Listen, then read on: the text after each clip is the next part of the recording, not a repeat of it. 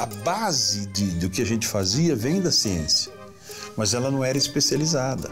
Por que o senhor põe nós para correr para cima se o campo é planinho, planinho? A esteira vai aumentando de 1 km por hora até você não aguentar mais. Machucou demais, não só o joelho, mas também mentalmente.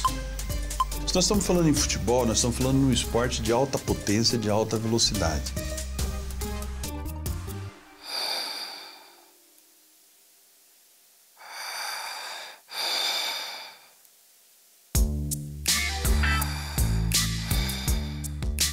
De todos os seres que vivem no nosso planeta, os homens é o mais resistente entre eles. Você não consegue colocar o rei da selva, que é o leão, por exemplo, para correr 100 km sem parar. Ele vai padecer antes. Os homens correm. O nosso potencial de movimento é o maior entre todos os seres vivos.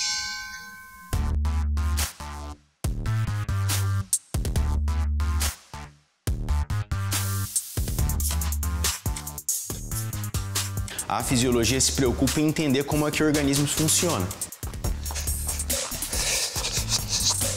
Hoje eu acho que a maior dificuldade é atleta de futebol entender que para ser atleta você tem que estar bem 365 dias no ano. O fisiologista ele tem uma função no esporte de uma forma geral, e obviamente nesse momento vamos falar do futebol, que é controlar as respostas fisiológicas que o corpo dessa pessoa que está sendo submetido ao esforço apresenta.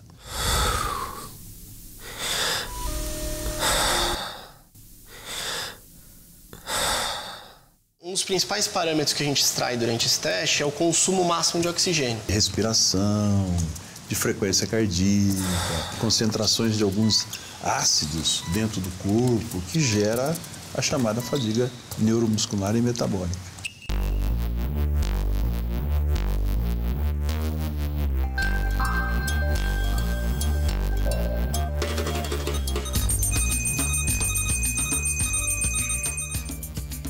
Quem trabalha com fisiologia dentro de um time, por exemplo, é acompanhar os atletas ao longo do tempo. E se esse atleta está acostumado a fazer aquela demanda, talvez não seja um problema. Agora, se ele fugiu do normal e está acumulando demandas muito grandes, de um jogo para o outro, de um treino para o outro, é possível chegar para o treinador e avisar: olha só, o Martinelli ou um outro jogador está com uma carga de exercício físico muito alta.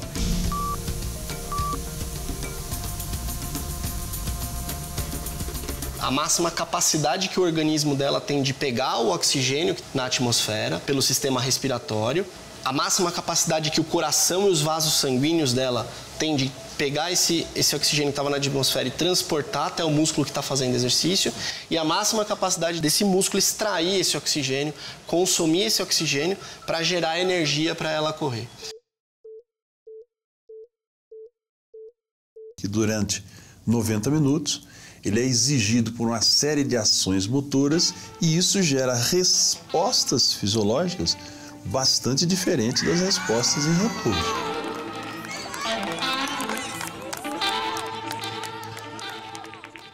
Então, a fisiologia ela estuda quais são essas respostas, quais são essas adaptações que vai desde o sistema nervoso central até as respostas metabólicas, né, chamamos.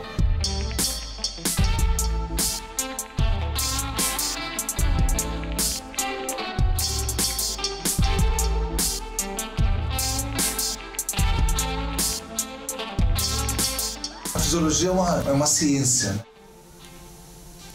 Ao longo desses 100 anos, ela trabalhou muito com acerto e erro. A base do que a gente fazia vem da ciência, mas ela não era especializada. A partir do momento que a tecnologia veio e nós começamos a coletar do jogo que o jogador faz, a gente verificou que muitos métodos que nós utilizarmos eram obsoletos. Pode ir? Pode? Pode. Vai.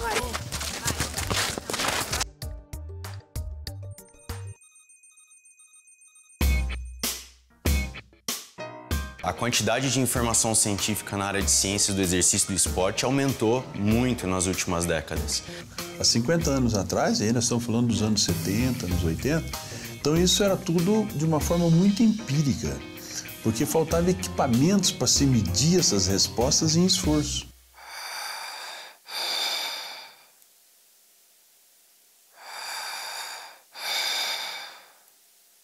A partir desses dados que você tem aqui, vamos supor que ela precisasse ter mais fôlego, ou tivesse mais, não se cansasse tão rápido.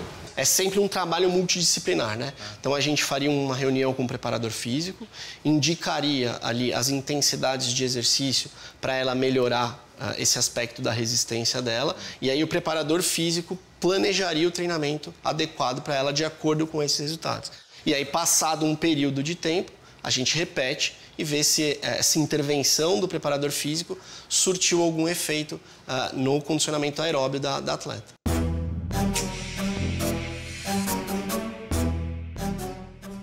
Então eu colocava, por exemplo, jogadores de futebol para correr 10 quilômetros em caminhadas.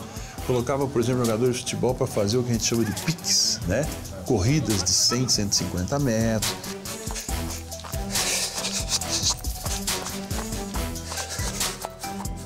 Uma das principais mudanças é talvez treinar demais. O atleta vive no limite do corpo humano e que se acreditava que era necessário treinar e treinar e treinar e treinar para que o atleta conseguisse tirar o máximo do corpo que ele pudesse tirar. Isso tende a gerar aumento do risco de lesão e tende a deixar o atleta vulnerável a infecções ou doenças relacionadas à baixa imunidade. Eu me lesiono em 2009, né? Já faz bastante tempo, né? Mas eu tenho certeza que se fosse nos tempos atuais seria diferente a recuperação. Talvez eu até estaria jogando ainda. Hoje, com GPS, você consegue entender quantos metros o jogador corre durante o jogo. Eu sou um preparador físico que venho lá de trás, de 30 anos atrás. Eu cansei de dar treinos para eles dando pique subindo escadaria do estádio. Eu lembro ainda, ainda nos anos 80,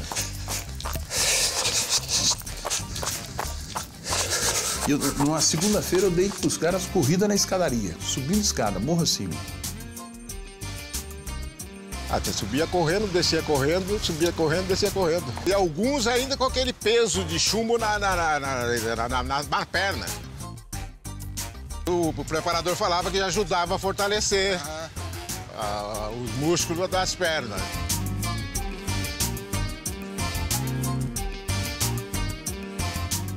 Quando chegou na terça-feira, os jogadores reuniram no meio do campo, me chamaram para um bate-papo e um deles, inteligentemente, me perguntou: professor, por que o senhor põe nós para correr para cima se o campo é planinho, planinho?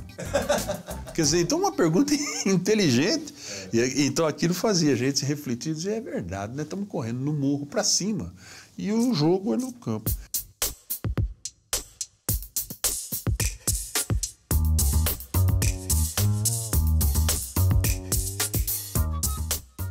Tem que mesclar o que era bom utilizado antigamente, mesclar com o novo e principalmente conhecer o seu grupo.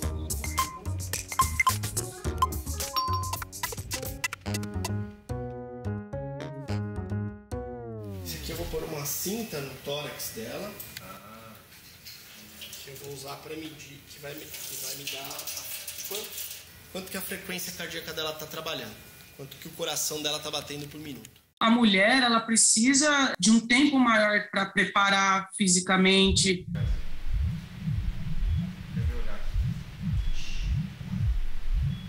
Elas apresentam uma particularidade com relação aos homens. Corridinha bem levezinha, tá? 3 minutinhos. Depois a velocidade da esteira vai aumentando de 1 km por hora até você não aguentar mais. Se nós estamos falando em futebol, nós estamos falando num esporte de alta potência, de alta velocidade, de um envolvimento muscular muito alto. Você não consegue ver tanta musculatura nas atletas, né, como você vê no masculino. As mulheres têm um potencial muscular abaixo dos homens por volta de 30% a 40%.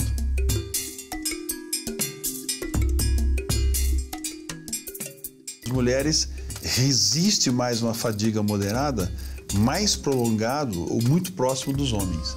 Agora, os trabalhos de potência, de força, de velocidade, é que precisa ser muito especial com as mulheres, porque elas têm mais dificuldade devido à sua constituição biológica.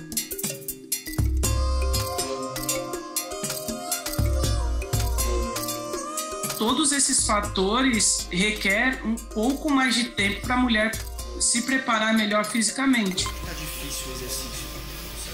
Não. Além dessas medidas fisiológicas, a gente faz uma medida psicofisiológica, que é a que a gente chama de percepção do esforço, que indica pra gente o quanto que ela tá sentindo que o exercício está trabalhoso para ela. O fisiologista ajuda a construir o corpo, né? Ajuda a construir o corpo, exatamente isso aí.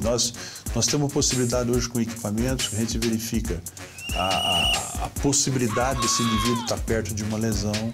Por exemplo, quando nós usamos a termografia, a gente analisa qual é a destruição que o treino ocasionou na fibra muscular do indivíduo.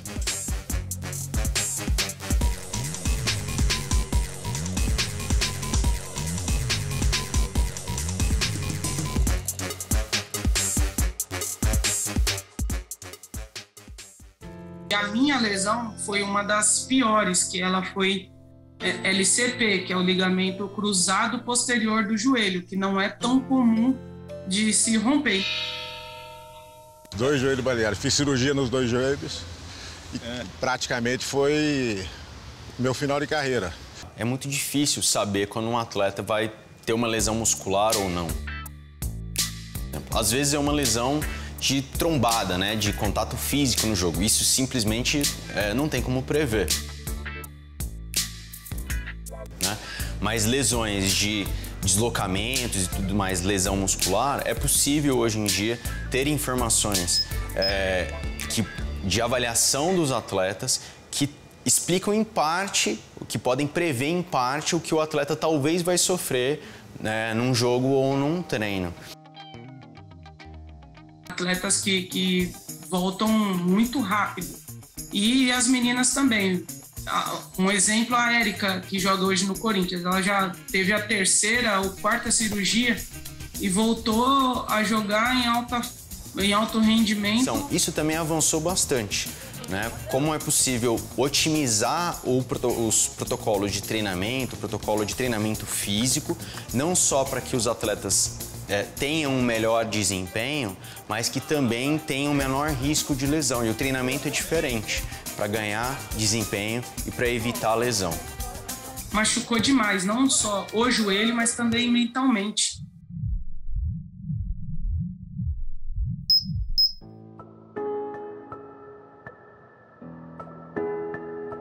Na área de esporte, normalmente os campeões ditam o ritmo.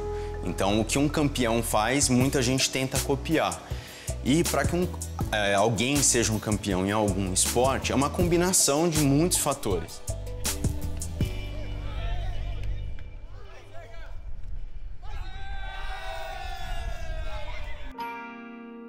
Esses caras, eles já são talentosos para isso. Eles têm uma condição genética, biológica já diferente da normalidade das pessoas. Então, esse é o primeiro fator.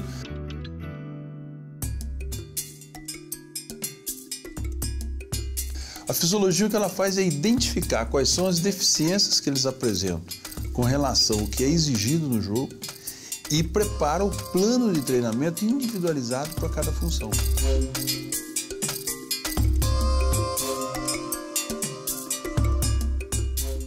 Você trabalhou com o Ronaldo Fenômeno, né? E o Ronaldo teve um problema clássico de joelho, né?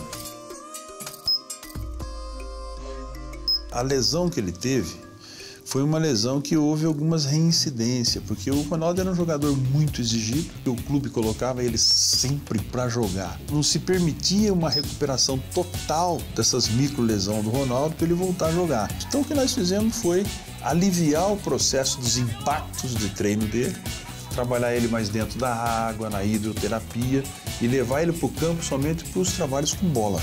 O trabalho físico dele ganhou uma individualização na sala de musculação, com trabalho de flexibilidade, alongamento, e deixávamos as partes de corrida, de potência, com bola.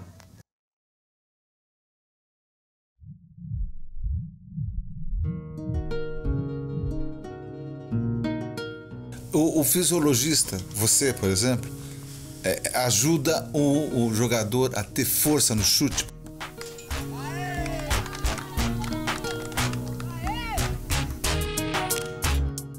Hoje nós usamos algumas coisas interessantes de equipamento. Por exemplo, quando nós vamos para biomecânica, tá? Nós temos câmeras que nós filmamos o jogador, câmeras precisas com software, que começa a perceber qual é a velocidade do chute, qual é a velocidade do passe, o ângulo que o jogador se posiciona para fazer isso e tal. Eles usam parece um top, né? Que tem um aparelho nas costas, que é um GPS. Aquele aparelho permite saber quanto um determinado atleta correu durante o jogo. E mais do que isso, ele permite quantificar quantas acelerações e desacelerações um jogador teve na partida. Eu vou colocar seus dados. Hoje você tem recurso realmente para mudar um jogador. Às vezes o jogador ele não tem tanto talento, ele acaba jogando bola em times grandes, ficando rico mesmo sem... Evidentemente devido à tecnologia que você tem para melhorar o indivíduo.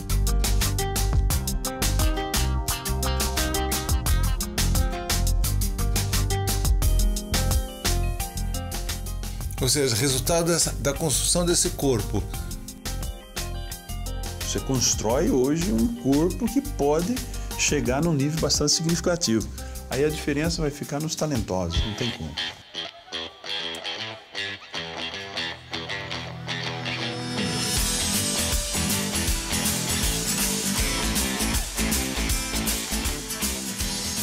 O Zico era inicialmente jogador de futebol de salão e depois com o talento dele foi levado pro campo, mas ele não tinha pernas para isso, né? Ou seja, musculatura. Jogador habilidoso, jogador inteligente, mas ele tinha o corpo muito franzino. Então foi feita uma preparação especial aí tem ingesta farmacológica, evidentemente, programas multivitamínicos, uma nutrição especializada e um programa de preparação para ele aumentar a massa muscular.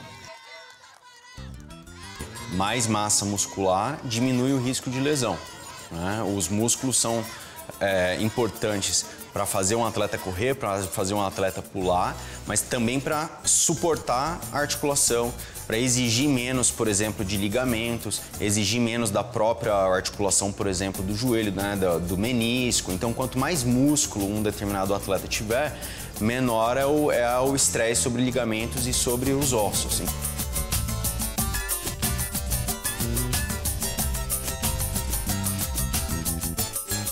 Hoje o futebol exige que o camarada tenha um pouco mais de massa muscular, tem muito contato, né, muito físico.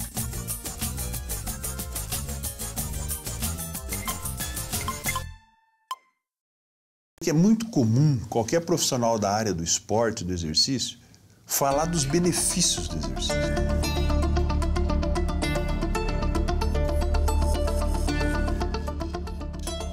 Não é muito comum você ver algum profissional falando dos malefícios do exercício. Então o exercício ele é uma navalha na mão de um barbeiro, né? Se ele for um bom barbeiro, a navalha vai ajudar, vai funcionar. Se ele for mal, ela vai cortar. E a prescrição do exercício é a mesma coisa. Se nós erramos na dosagem, em vez dela beneficiar na melhora da condição fisiológica, orgânica do indivíduo, ela pode prejudicar e algumas coisas são prejuízos que são eternos.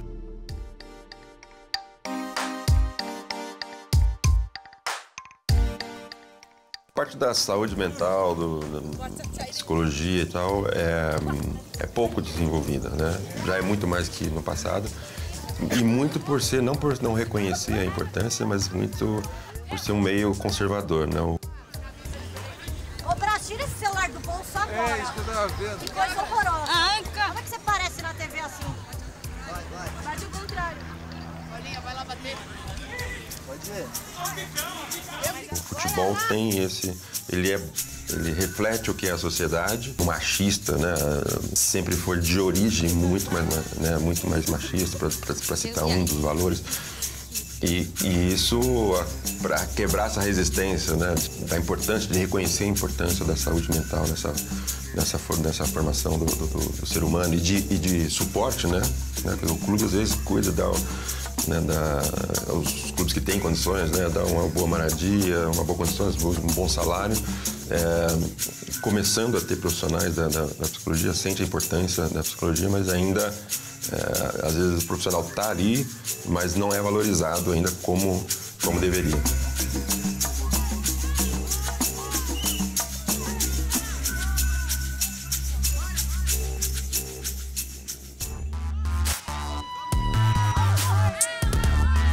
Tem muito preconceito, né? Nos clubes e nos técnicos, né? Eu acho que tem. Acho que tem. Ainda tem. Mas tem diminuído. Era muito maior. Conhecimentos, né? Era muito maior. Acho que a restrição das pessoas de aproveitar o que tem de melhor de informação científica, por mais que talvez aquela informação não seja do agrado das pessoas. Eu acho que isso tem mudado bastante ao longo do tempo. Mas é um desafio. Em todas as modalidades, isso é sempre um desafio.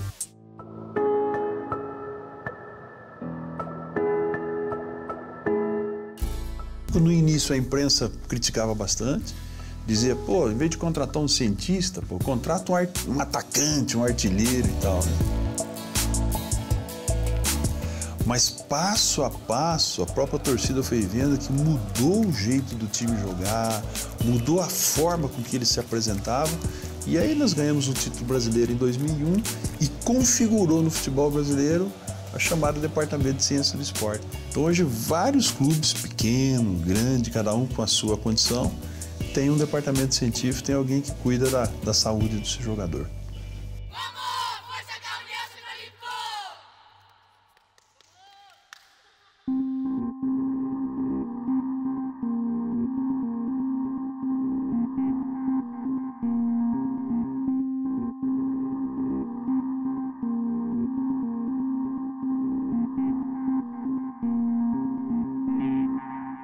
E quando nós retornamos dos nossos estudos na Europa, nós assumimos o Clube Atlético Paranaense exatamente no ano de 2000.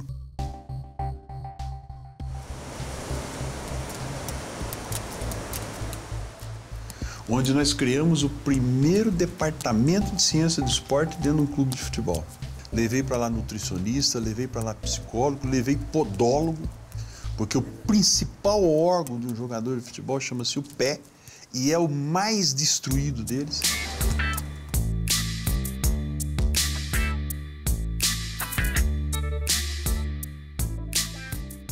Nem sempre nós conseguimos aplicar o que tem de melhor de informação científica para a prática profissional, seja do atleta de alto rendimento ou de um atleta amador, porque apesar da gente ter muita informação científica e saber, em geral, o que tende a funcionar e o que tende a não funcionar, tem que ter receptividade da ponta final do iceberg de aceitar, né? Ter um profissional da fisiologia, por exemplo, um profissional da fisiologia que vai dizer, olha só, a carga de treinamento é excessiva, o treinador está treinando demais, o preparador físico está prescrevendo exercício demais e o tal jogador está em risco, ele não deveria jogar.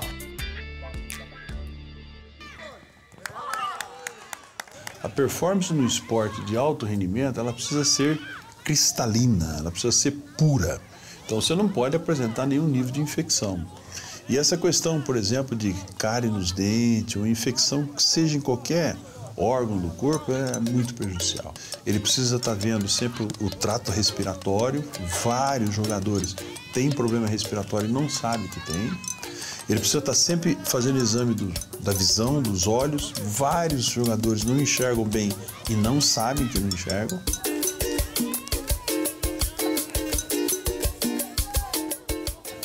64% dos jogadores que hoje estão na prática do futebol brasileiro têm problema respiratório e de visão.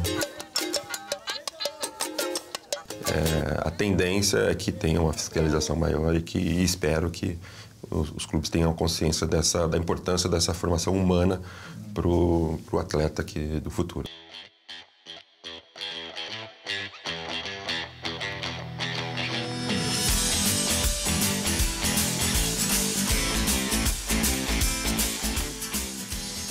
No futebol, no esporte, você vai ter sempre um misto de conhecimento inserido nisso.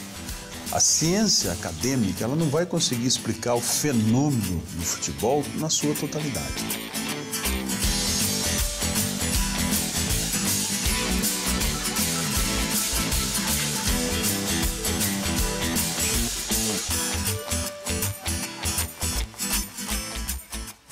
Tecnologia, nesses últimos anos, ela veio nos facilitar a identificação dessas respostas e isso facilita construir a metodologia de treino.